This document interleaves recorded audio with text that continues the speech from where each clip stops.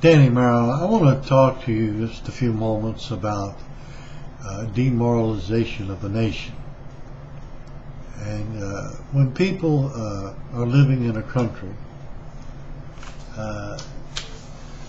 and they have food to eat, car to drive, a roof over their head, and they can better themselves each year, the communists call that dialectical materialism, but other people would call it, going up in life. You have food to eat on the table for your family. You have a nice car to drive. It may not be a new one, but it's a nice one. You have a television set to watch TV, and your children are getting educated, and you're looking forward to 20, 30 years retiring and living the good life, sitting along a riverbank fishing. However, there comes an economic crisis in a capitalistic system, and you lose your job. The plant goes out of business, closes down, so you're out of a job.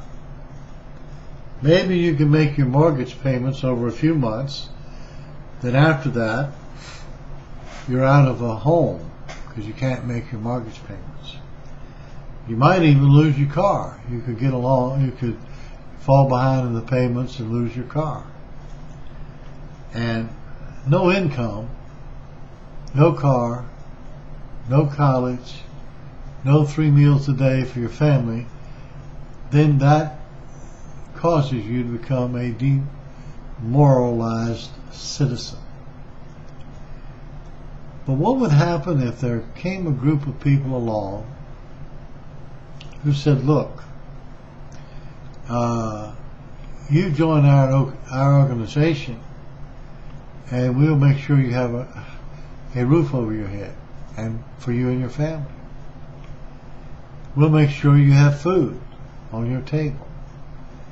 You just have to work for our organization and be dedicated to our organization, and we'll take care of everything else.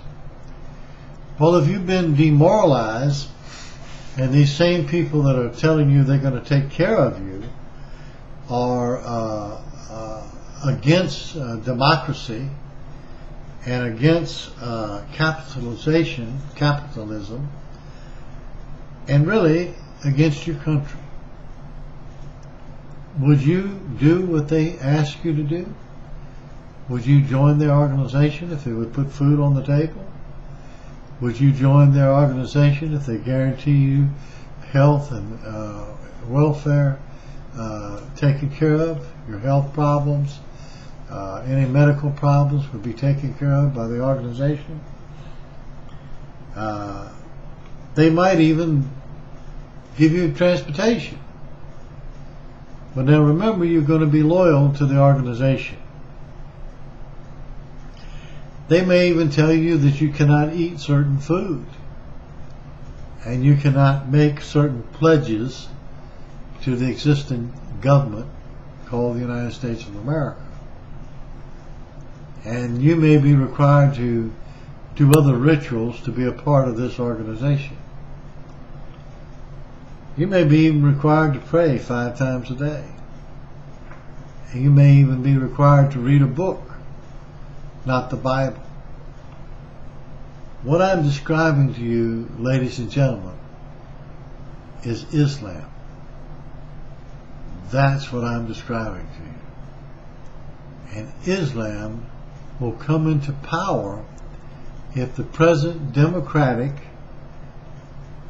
capitalistic society that the Muslims are living in America falls into shreds. They will very easily take over the nation by conversion of our people to Islam. And they will then begin to put them in positions of political power, economic power, etc., etc. And that is the dangerous situation that the United States of America is in right now. You know, I'm a veteran, United States Air Force veteran, and I have never opposed my country going to war to defend us. But ladies and gentlemen, I sincerely think we need to call our troops back to America, because we may need them to defend us from the subtle taking over of the country by the Muslims, because that's what's happening. I know there are those that say, well, there's only 2% Muslims in America.